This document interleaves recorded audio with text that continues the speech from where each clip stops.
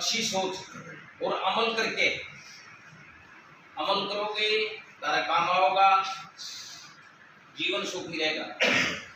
नशे के बारे में भी बताऊंगे, ट्रैफिक के बारे में भी बताऊंगे, और भाई मेरे ख्याल है इसे तो काम भी पौड़े को नहीं होगे। नशा कितनी बुरी चीज है, बड़े बड़े राजे महाराजाएं कर होंगे, गाँव में भी गाँव गल है 5-5 7-7 है, इसी नशे के कारण अपनी जमीन भी बेची गई, बुरा हाल हो गया। तो अपने डॉक्टर साहब बताओगे भाई इस नशे को ऊपर दे कितने बुरे, ट्रैफिक के बारे में, ड्राइवरी के बारे में, जो मास्टर के और सीखो होता मैं मेरी ख्याल गलत तो वो भी नहीं सिखाता होगा कोई सा। बाकी बुद्धि का हिसाब होगा, अपनी अपनी बुद्धि, अपनी अपनी सोच होगा। अच्छी सोच ने अच्छी जगह ले आओगे तो कामयाब हो जाओगे, और भाई गफलत में गिरोगे। जिंदगी बहुत लंबी है, लंबी जिंदगी है, इसने सुखी रखने खातर, अच्छे उसमें रखने खातर व्यवहार में आपने ज्ञान लेना है। इससे पहले असीम सौंदर्य पवित्रता की प्रतीक इस पावन धरा पर विराजमान हरियाणा के आंचल की इस गुलाबी नगरी को नमन करता है। वह वटवृक्ष जिसकी छांव में राज्य परिवहन की बसें दौड़ रही है, जिसने हमें सींचा है, असत्य से सत्य किया, अंधकार से प्रकाश किया, अनादर से आदर किया, अपमान से सम्मान किया, जिसने हमें अनुज से अग्रज बनाया, उसकी सच्ची निष्ठा को नमन। साथियों, क्लास को शुरू करने से पहले मैं मेरा परिचय देना चाहूंगा। Rajesh Sharma, BPO Nirjan district and तहसील Jind Haryana, driving training school instructor, HIV AIDS trainer. साथियों, आज का हमारा विषय है यातायात के नियमों के बारे में आपको जानकारी प्रस्तुत करना। साथियों, ये जरूरी नहीं है कि आपको यातायात के जो सिंबल सड़क पर दर्शाए जाते हैं सिर्फ और सिर्फ उनकी जानकारी आपको, ऐसा नहीं है। आप यहां से निकलते हैं, अपनी गाड़ी को किस हालात में लेकर के गाड़ी को मार्ग पर लेकर जाते हैं, ये एक अहम बात है। साथियों, शुरुआती दौर में आप ट्रेनिंग करने के लिए आए हैं। ट्रेनिंग के दौरान आपको करना क्या है? सबसे पहले आपको यहाँ पर आपकी हाजिरी यानी कि अटेंडेंस, आपने फिंगरप्रिंट यहाँ पर लगाना है और तुरंत अपनी गाड़ी के पास पहुंचना है। कंपनी क्या कहती है? कंपनी ये कहती है कि आपने सबसे पहले गाड़ी को चलाने से पहले गाड़ी का प्री चेकअप आपने करना है। और प्री चेकअप के अंतर्गत आता क्या क्या है? आपने अपनी गाड़ी के चारों एक चक्कर लगाना है, गाड़ी के टूट फूट प्लस गाड़ी के टायरों में हवा का दबाव और वो वाले नट जिनके अंदर व्हील जकड़े हुए हैं की जांच करनी है। MOL प्लस लीकेज, पानी प्लस लीकेज, होज पाइप और फैन बेल्ट, बैटरी टर्मिनल, गाड़ी के डॉक्यूमेंट्स और वो वाले नट जो कि बहुत ज्यादा जरूरी है उनकी जांच करें, जैसे साफट वगैरह। साथियों, ये आपका प्री चेकअप है। प्री चेकअप के बाद आप अपनी गाड़ी के अंदर जाने से पहले आपने करना क्या है? अपनी गाड़ी को हम पहले नमस्कार करेंगे, प्रणाम करेंगे, पायदान को नतमस्तक करके अपनी गाड़ी में प्रवेश करेंगे। कंपनी क्या कहती है? कंपनी कहती है कि पहले आप जांच करोगे, और जांच भी किस चीज की करोगे? गाड़ी के अंदर जाने के बाद आपने जांच करनी है spare wheel, first aid box, अग्निशामक यंत्र, चेतावनी त्रिभुज और टॉर्च के होने की आपने जांच करनी है। शीघ्र जांच के बाद आप अपनी सीट पर जाकर के बैठ जाओगे। सीट पर जाने के बाद सबसे पहला काम आपका है, आपने सबसे पहले अपनी सीट को एडजस्ट करना, सीट बेल्ट का प्रयोग करना, उसके बाद साइड मिरर, क्लच, ब्रेक और एक्सीलेटर की जांच करनी है, उसके बाद गियर शिफ्टिंग लीवर और स्टीयरिंग की जांच करनी है, उसके बाद डैशबोर्ड पर लगे मीटरों की जांच करनी है और मीटर के अंदर अगर आपकी गाड़ी का विशेष तौर पर प्रेशर मीटर की जांच करें। यदि प्रेशर आपका पूरा है तब तो ठीक है, यदि आपकी गाड़ी का प्रेशर 0 पर है तो आपने किस चीज की जांच करनी है? आपने जांच करनी है कि कहीं मेरी गाड़ी ढलानी या चढ़ाई पर तो नहीं खड़ी। अगर ऐसा हो रहा है तो आपने अपनी गाड़ी के कोई भी अवरुद्ध कोट गुटका अपनी गाड़ी को लगाना है, गाड़ी को न्यूट्रल करना है, क्लच दबाना है और ठीक चाबी के ऊपर एक पुश बटन है उसको प्रेस करना है। प्रेस करते ही आपकी गाड़ी स्टार्ट हो जाएगी, आपकी गाड़ी अपना काम करेगी, गाड़ी स्टार्ट हो जाएगी, प्रेशर बनाएगी। तब तक आपने ठाली नहीं बैठना है। उस टाइम के अंदर आपने अपनी गाड़ी की हेडलाइट, छत बत्ती, ब्रेक बत्ती, वाइपर मोटर, टीटी हॉर्न और गाड़ी के शीशे साफ करने, बोनट को साफ करना है। तब तक आपकी गाड़ी आपका प्रेशर बढ़ा चुकी होगी। और जब आपकी गाड़ी अपना प्रेशर बढ़ा ले तो आपने, कंपनी क्या कहते हैं कि 1 by 1 बढ़ते क्रम के अंदर आपने अपनी गाड़ी को चलाना है। जब आपकी गाड़ी की स्पीड 10 किलोमीटर प्रति घंटा की रफ्तार से चलने लगे तब आपने गाड़ी के ब्रेक चेक करने हैं। और डिपार्टमेंट ने क्वेश्चन बना रखा है, आपने अपनी गाड़ी को वैसे ही नहीं चलाना है, आपने अपनी गाड़ी को सड़क सेंस के अंदर चलाना है। आखिर सड़क सेंस क्या है?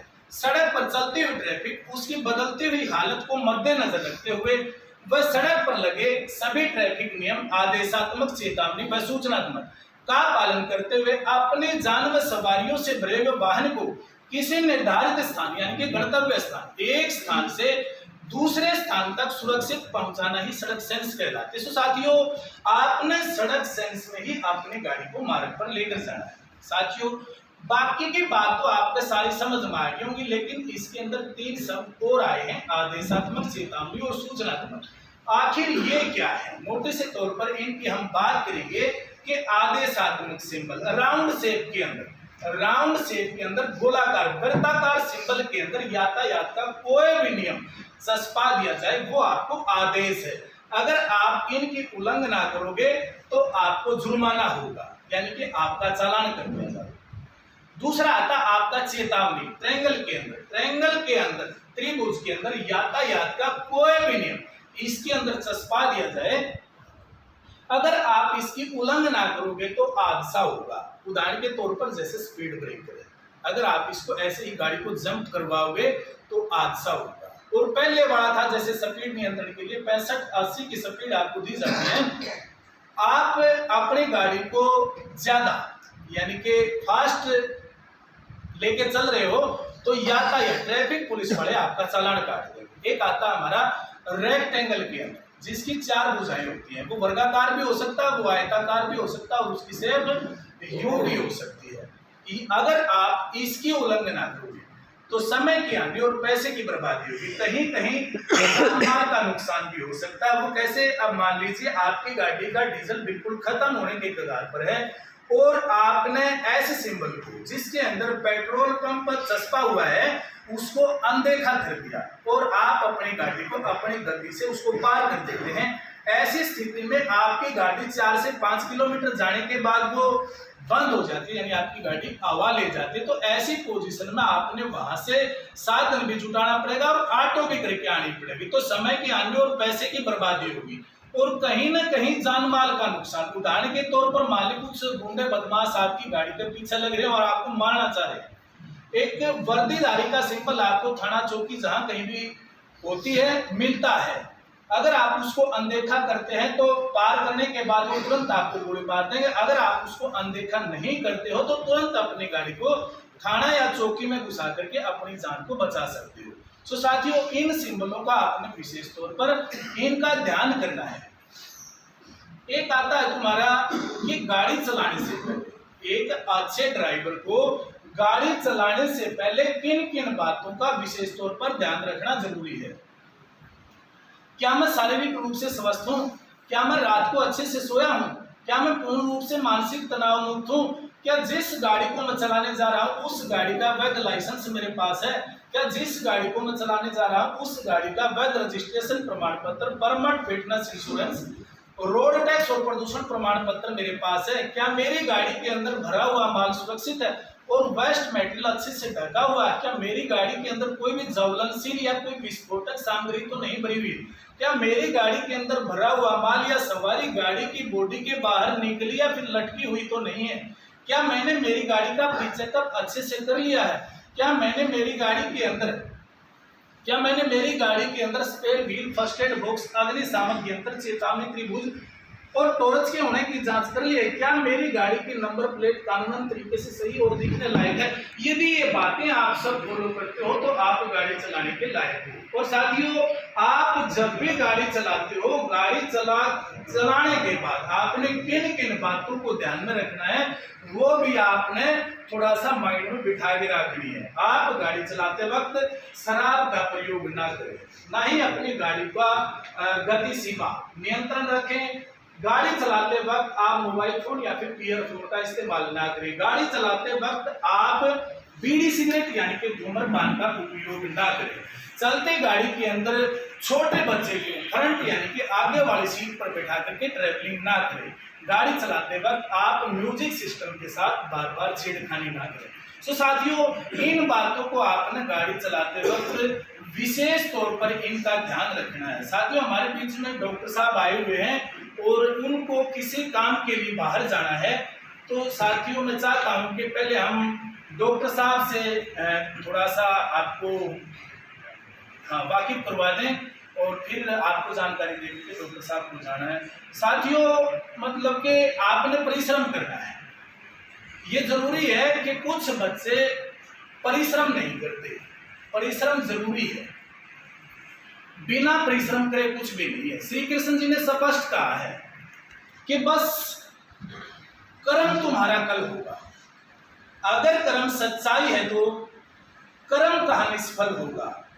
हर एक संकट का हल होगा, वो आज नहीं तो कल होगा, आज नहीं तो कल होगा। लोहा जितना तपता है उतने ही ताकत भरता है। सोने को जितनी आग लगे उतना ही प्रखर निकलता है। हीरे पर जितनी धार लगे उतना ही खूब चमकता है। मिट्टी का बर्तन पकता है तो दिन भर खूब खनकता है। और सूरज जैसा बनना है तो सूरज जितना जलना होगा। नदियों सा आदर पाना है तो पर्वत छोड़ निकलना होगा। और हम भारत के बेटे हैं, क्यों सोचे राह सरल होगा। कुछ ज्यादा वक्त लगेगा पर संघर्ष जरूर सफल होगा। हर एक तो आज नहीं तो कल होगा।